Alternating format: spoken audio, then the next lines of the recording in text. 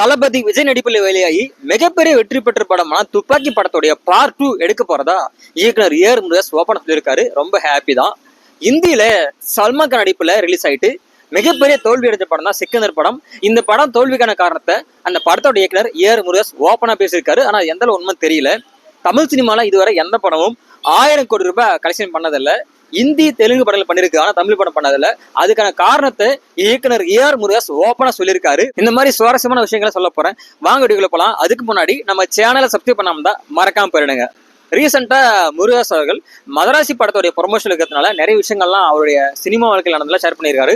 அதில் முக்கியமான விஷயம் பார்த்தா துப்பாக்கி படம் 2012 விஜய் நடிப்புல முருகதாஸ் இயக்கத்துல வெற்றி பெற்ற படம் துப்பாக்கி படம். இந்த படம் முழுக்க முழுக்க ஸ்லீப்பர் செல்ல கொள்ற மாதிரி தான் எடுத்திருப்பாங்க. இந்த படத்தோட கிளைமேக்ஸ்ல விஜய் அவர்கள் ஃபேமிலியெல்லாம் விட்டுட்டு திரும்ப ஆர்மிக்கு போயிடுவாரு. அதுக்கப்புறம் அவர் என்ன ஆனாரு, அவருடைய ஃபேமிலி என்ன ஆனதுன்னு காட்டிருக்க மாட்டாங்க. இப்படிதான் துப்பாக்கி படத்தை முடிச்சிருப்பாங்க.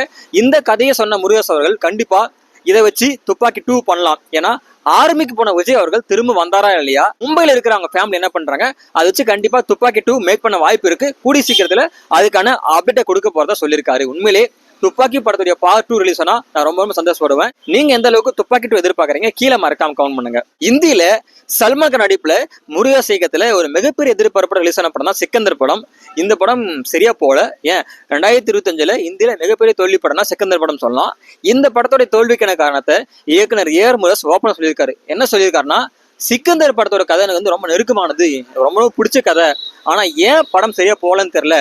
நான் படம் எடுக்கும்போது படத்தோடைய ஒரு சில விஷயங்கள்லாம் படத்தோடைய தயாரிப்பு நிறுவனம் மூக்கு நுழைச்சதுனால என்னால் படம் சரி கொண்டு வர முடியல. கண்டிப்பாக இந்த படத்தோட தோல்விக்கு நான் மட்டும் காரணம் இல்லை, தயாரிப்பு நிறுவனம் காரணம் சொல்லிட்டு ஒரு ஓப்பனா மறைக்காம ஸ்டேட்மெண்ட் கொடுத்துருக்காரு. ஆனால் உண்மையிலே என்ன காரணம் தெரியல.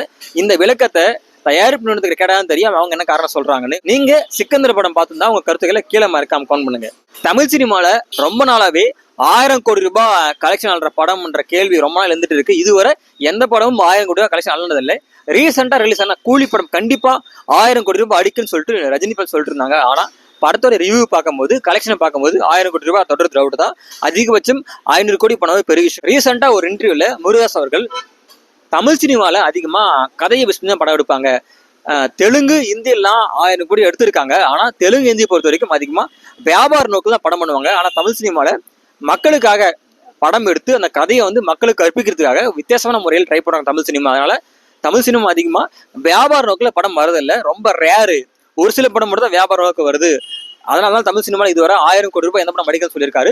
இவர் சொன்ன ஸ்டேட்மெண்ட் உண்மையா பொய்யான்றது உங்க கருத்துக்களை கீழே மறக்காம பண்ணுங்க. இந்த வீடியோ உங்களுக்கு பிடிச்சிருந்தா லைக் பண்ணுங்க, கமெண்ட் பண்ணுங்க, ஷேர் பண்ணுங்க.